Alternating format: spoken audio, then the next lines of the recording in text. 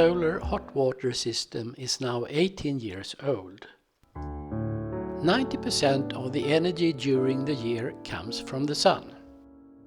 Some months in the winter we have to add electrical energy to maintain the temperature. The weather on the Canary Islands have not been blessed by global warming this year. We have had 6 cloudy, cold months. So I decided to measure how much electrical energy we have to add on cloudy days. I measured during 10 days. This is the result, 2.8 kilowatt hours per day.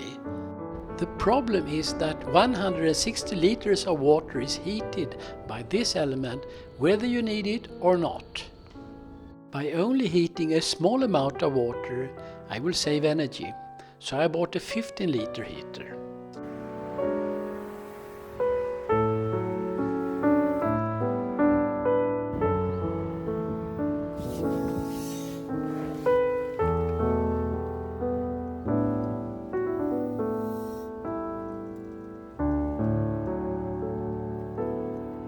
Before I start to measure the energy consumption, I put extra insulation around the heater.